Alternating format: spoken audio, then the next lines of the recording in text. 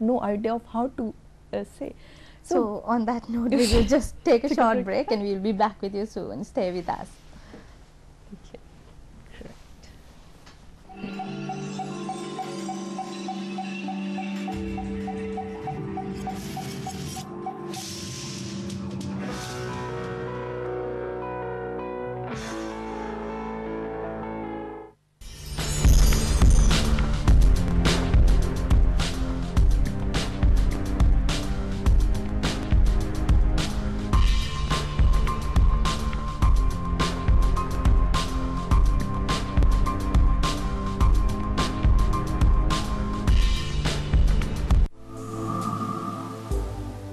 This special program is going to be a platform for health, diseases and things which are related to day-to-day life.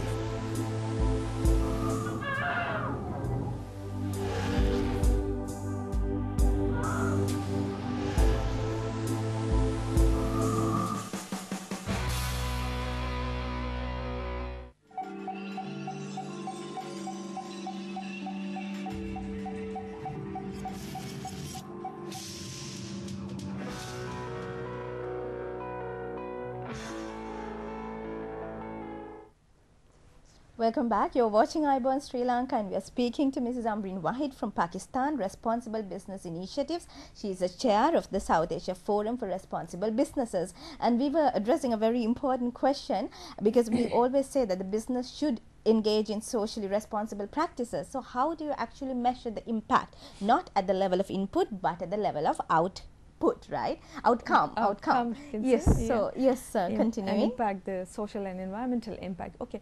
So cutting the story short, I went into the talk to these people, and I think it's important to actually get the feeling of all these people in the line, starting from the people sitting in Canada, why they started this program, what they wanted to see, and then the people who are involved in training and stuff. So I developed a system of basically systematically talking to these people at different levels and then collating what I got from them. And we started with 11 main indicators that, for example, I asked what we wanted to see. We wanted to raise awareness on environment. We wanted to help this organization to become more leaders or take their own decisions. We wanted to empower women. We wanted to, then there were like 11 list of indicators we looked at.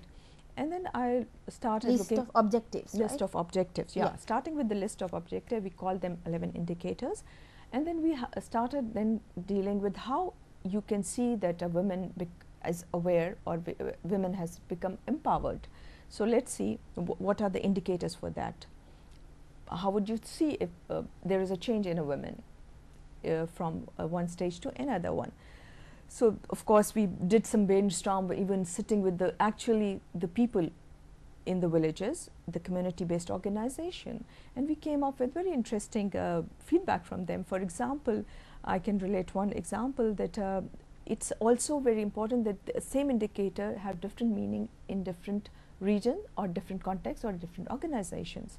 For example, in Pakistan example, if I want to say that a woman is empowered, in Balochistan, where women are not even allowed to come out of the house. So if that woman was able to come to a meeting or able to basically come out and talk to somebody on some issues and or speak her mind at a meeting, I think that's a great empowerment. So that was like an indicator that you could yes, measure. See that, okay, what how many women can speak that come to the meeting and they are speaking, and then there was another smaller indicators with that. And similar, if in the Punjab, I think villages also women are more strong, more vocal.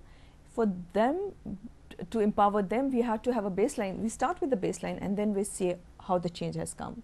So that's for them to be empowered, they have to actually get engaged with some activity. They are either going out of their city to work somewhere else and all that. So these kind of indicators, and again how you become environmental. Actually that is very interesting, because you said when you looked at another state it was about women just participating in a meeting, but in Punjab it was actually them engaging in something. So the indicator also changed when you looked at the state and the dynamics of the region. Exactly. So that's very important. The indicator should be not static indicators, they should be dynamic indicators based on different situation, and they have to be realistic. That's what it is important for every organization, every sector to have their own set of indicators. So we can't use the same. Of course, there are some basic indicators, and the definition of this indicators changes for different sectors, different organizations, similar in the business also. So now this is a qualitative things. How do you translate it into a quantitative state?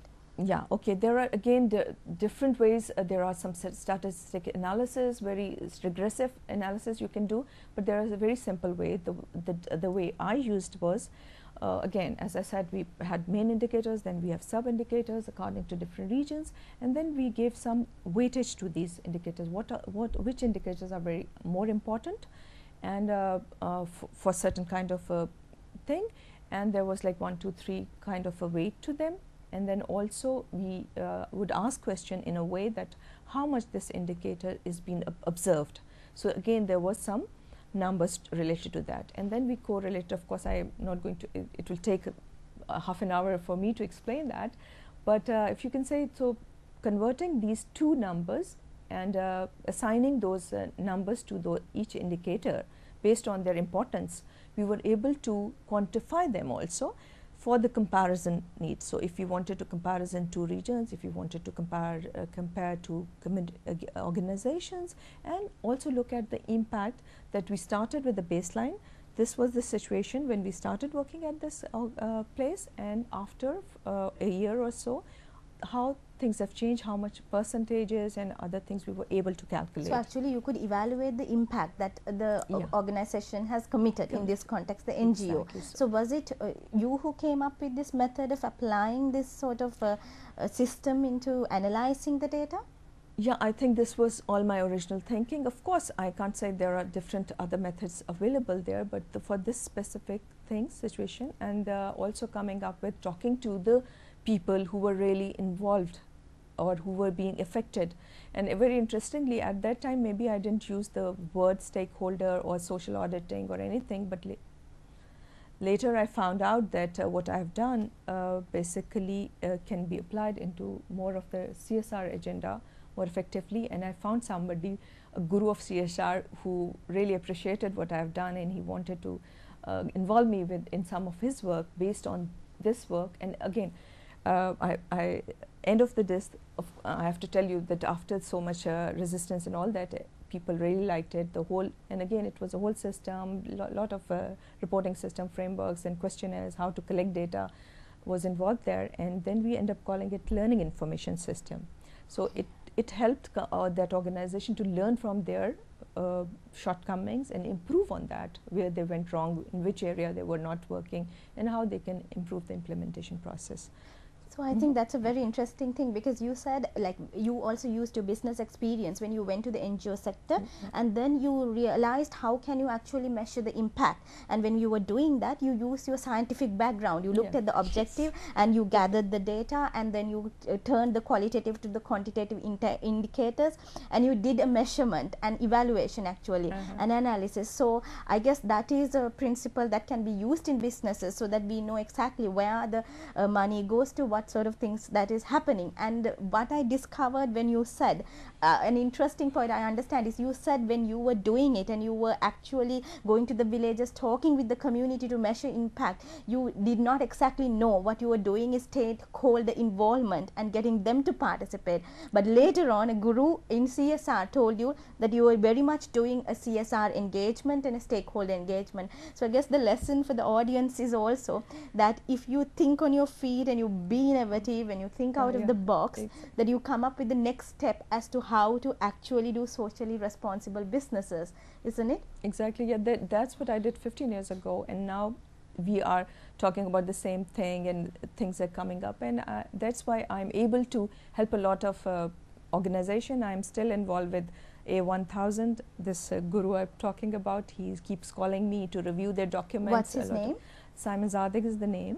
So he's like the father of CSR as well. He is supposed to be one of a thinker in CSR, and he's an academician. And So we could have actually spoken for hours and hours, but unfortunately this is all the time we have with us. So thank you very much, Mrs. Waheed, for joining us at Ayubowan, Sri Lanka, and thank you very much for watching us today in the morning. Have a good day.